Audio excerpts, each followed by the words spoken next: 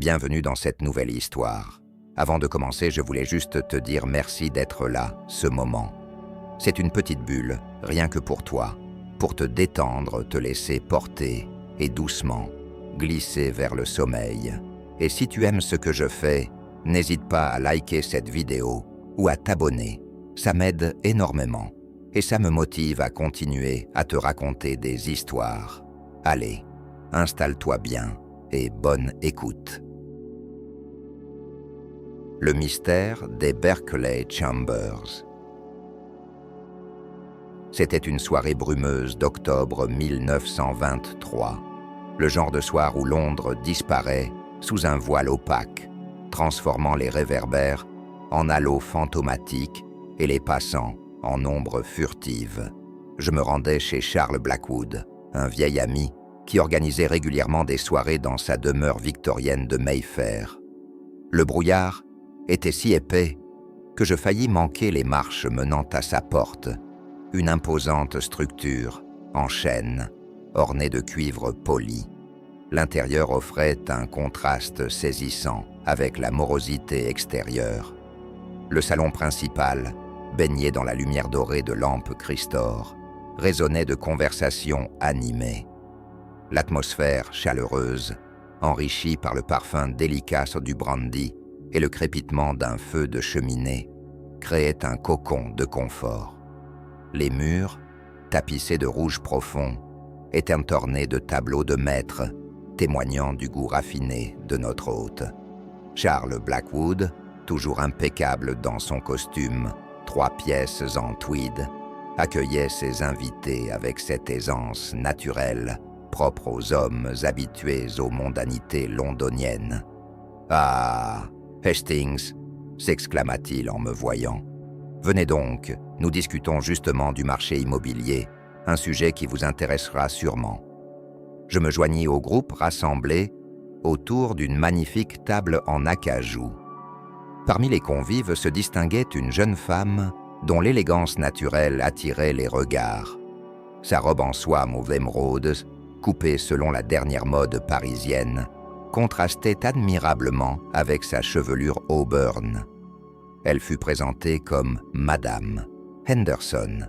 « Vous arrivez au bon moment », me dit Blackwood. Miss Henderson nous racontait justement une histoire des plus intrigantes. La jeune femme sourit, ses yeux brillants d'une lueur amusée. « Oh, ce n'est rien d'extraordinaire », dit-elle modestement. « Mon mari et moi venons simplement de faire une excellente affaire immobilière. » « Excellente est un euphémisme. » Intervint un autre invité, le colonel Aversham, en tapotant sa pipe. « Racontez donc à notre ami Hastings. » Miss Henderson se redressa légèrement, arrangeant les plis de sa robe. « Eh bien, nous venons de louer un appartement au Berkeley Chambers pour seulement 65 livres par an. » Un silence stupéfait suivit cette déclaration. Les Berkeley Chambers, situés dans le quartier prestigieux de Knightsbridge, représentaient le summum du luxe londonien. Leurs façades en pierre de Portland, leurs balcons ouvragés et leur hall d'entrée en marbre de Carrare en faisaient l'une des adresses les plus convoitées de la capitale. Charles Blackwood, qui s'enorgueillissait de sa connaissance du marché immobilier londonien, fronça les sourcils. « Pardonnez-moi, ma chère, mais il doit y avoir une erreur. Même les plus modestes appartements des Berkeley Chambers se louent au minimum 400 livres par an. »« Non, non, » répondit Miss Henderson avec un sourire énigmatique. « Je vous assure que c'est exact. Nous avons simplement dû acheter les meubles pour 75 livres. Une exigence tout à fait raisonnable, vous en conviendrez. » Le colonel Aversham émit un sifflement admiratif. « Extraordinaire! Comment diable avez-vous déniché une telle opportunité ?» Miss Henderson haussa délicatement les épaules. « La chance, peut-être. L'ancien locataire devait partir précipitamment pour l'étranger.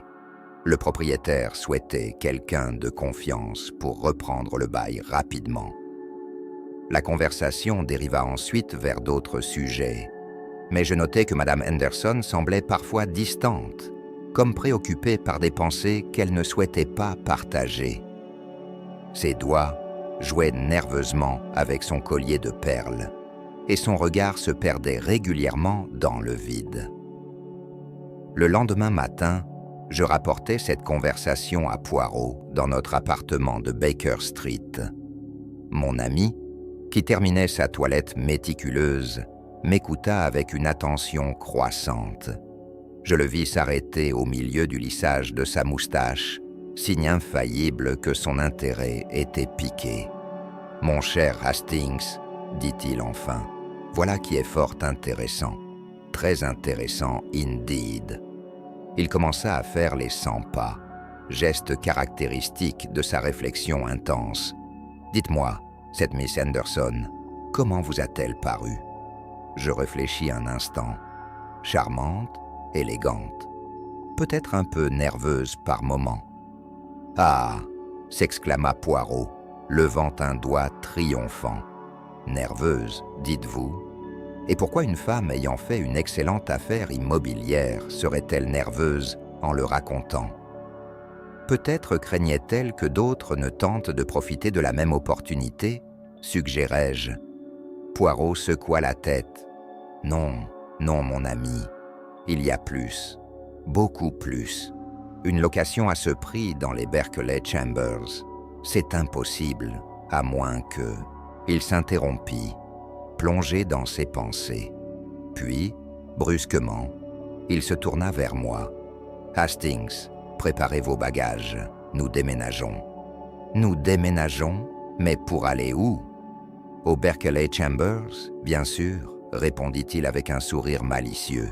« Pour résoudre une énigme, il faut s'en approcher au plus près. » Les jours suivants furent consacrés à notre installation dans un petit appartement des Berkeley Chambers. Poirot avait orchestré notre arrivée avec sa minutie habituelle, prétextant un intérêt pour l'immeuble auprès de l'agent immobilier. Le concierge, un certain Barrett, nous accueillit avec une politesse distante qui intrigua immédiatement Poirot. Barrett était un homme corpulent, au visage rond, encadré de favoris grisonnants. Son uniforme impeccable et son attitude professionnelle ne parvenaient pas à masquer une certaine nervosité lorsqu'on lui posait des questions sur les autres résidents. « Les Henderson ?» dit-il, lorsque Poirot l'interrogea négligemment. « Ah oui, d'excellents locataires.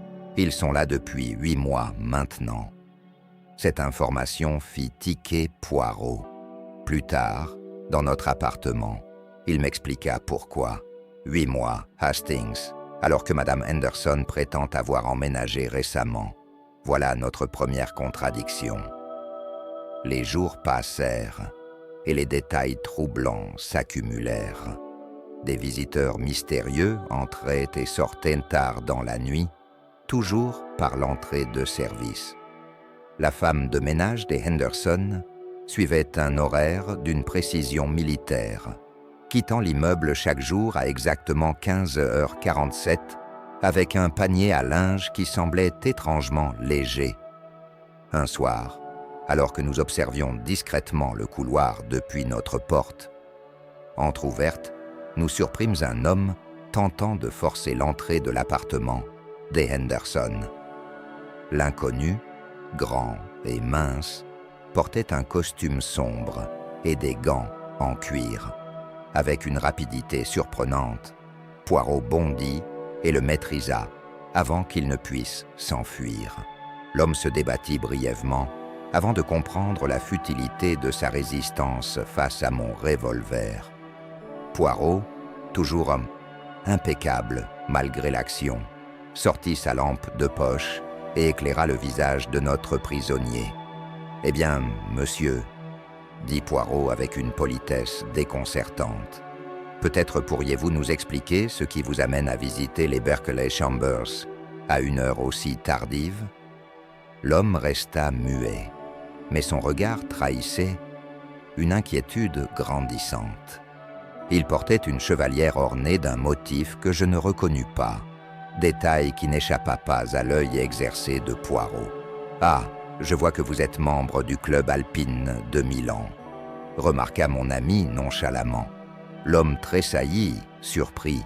« Oui, cette bague est très distinctive. Maintenant, dites-moi, que cherche un gentleman italien dans l'appartement des Henderson ?» Après un long silence, l'homme parla enfin, avec un accent italien prononcé. « Vous ne comprenez pas dans quoi vous vous mêlez, monsieur. Certaines affaires devraient rester privées. » Poirot sourit. « Au contraire, je comprends parfaitement. Les Henderson, ou devrais-je dire, les faux Henderson, cachent donc quelque chose de valeur dans leur appartement. Quelque chose que plusieurs parties souhaitent récupérer. » Un bruit dans l'escalier interrompit leur échange. Des pas rapides montaient vers nous. L'Italien essaya de profiter de cette distraction pour s'échapper, mais je le maintins fermement. 2 hommes apparurent, l'un brandissant un revolver. « Messieurs, » dit Poirot calmement, « je suggère que nous poursuivions cette conversation dans un endroit plus approprié. Ma voiture attend en bas. » À ma grande surprise, les nouveaux venus échangèrent un regard avant d'acquiescer lentement. Poirot avait visiblement prévu cette situation, car une automobile nous attendait effectivement, conduite par un agent de Scotland Yard en civil. Nous nous dirigeâmes vers Richmond, où une maison isolée se dressait, au bout d'une allée bordée d'arbres. La demeure victorienne, avec ses volets fermés, et son jardin négligé semblait abandonné. Pourtant, une faible lumière brillait à une fenêtre. À l'intérieur nous attendait une surprise de taille. Miss Henderson était là, mais ce n'était plus la femme élégante de la soirée chez Blackwood. Son expression était dure, calculatrice, et un revolver luisait dans sa main. « Sofia Petrov », annonça Poirot. « Ou devrais-je dire, l'orchidée de Saint-Pétersbourg.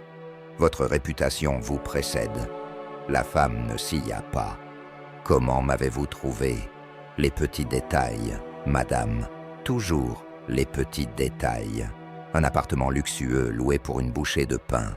Un concierge qui ment sur votre durée de résidence. Une femme de ménage qui sort chaque jour à la même heure précise, probablement pour transmettre des messages.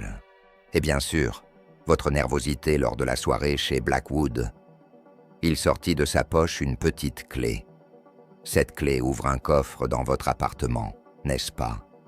Un coffre contenant certains documents dérobés à l'ambassade française.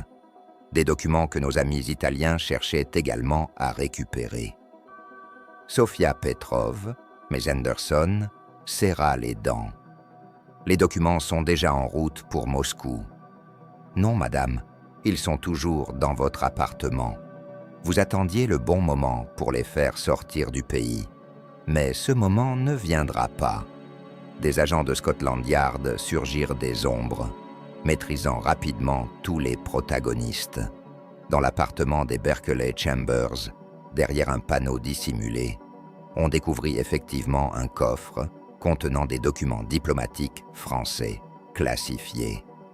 Plus tard, alors que nous regagnions Baker Street, Poirot m'expliqua les détails de l'affaire. « Voyez-vous, Hastings, Sofia Petrov est une espionne redoutable. Elle avait créé l'identité des Henderson pour s'infiltrer dans la haute société londonienne. Le prix dérisoire de l'appartement était un piège parfait, suffisamment inhabituel pour attirer l'attention, mais explicable par l'histoire du départ précipité du précédent locataire. « Mais pourquoi prendre ce risque ?» demandai-je. « Ah, c'était brillant. Les Berkeley Chambers sont situés à proximité de l'ambassade française. L'appartement servait de point d'observation et de stockage temporaire pour les documents volés. Quant aux Italiens, ils travaillaient pour un groupe rival cherchant à intercepter ces mêmes documents. Et la femme de ménage, une agent de liaison. Ses sorties quotidiennes servaient à maintenir le contact avec le reste du réseau.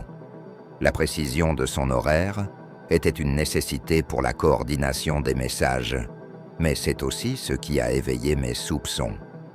Je secouai la tête, admiratif. Extraordinaire, Poirot. Mais comment avez-vous su pour la maison de Richmond? Il sourit, lissant sa moustache. Les petites cellules grises, mon ami. J'ai remarqué de la terre caractéristique de Richmond sur les chaussures de Barrett, le concierge. Il faisait des allers-retours réguliers, probablement pour faire des rapports. Le suivre n'était qu'une question de patience. Les Berkeley Chambers retrouvèrent rapidement leur calme habituel. Le véritable propriétaire de l'appartement, un diplomate en poste à l'étranger, fut soulagé d'apprendre que son bien avait été récupéré. Quant à Sofia Petrov et ses complices, ils disparurent dans les méandres du système judiciaire. Une dernière chose, Poirot, dis-je alors que nous nous installions dans notre salon. Comment avez-vous su que la clé ouvrirait le coffre? Il rit doucement. Je ne le savais pas, mon ami. Parfois, un peu de bluff est nécessaire, même dans notre métier. Mais j'étais certain que la mention de la clé la déstabiliserait. Les criminels, même les plus intelligents, ont toujours un point faible, leur propre paranoïa. Cette affaire resta dans ma mémoire comme l'exemple parfait de la façon dont Poirot pouvait transformer une simple anomalie, un loyer trop bas, en une enquête internationale. Elle me rappelle aussi que sous les façades les plus respectables peuvent se cacher les secrets les plus sombres. Les apparences, Hastings, conclut Poirot en sirotant son chocolat chaud, sont comme le brouillard londonien. Elles peuvent dissimuler beaucoup de choses, mais avec de la patience et de la méthode, la vérité finit toujours par apparaître.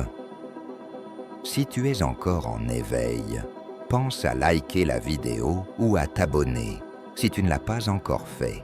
Ça m'aide beaucoup à continuer à partager ces moments avec toi. Je te souhaite une nuit paisible, remplie de beaux rêves. À très bientôt.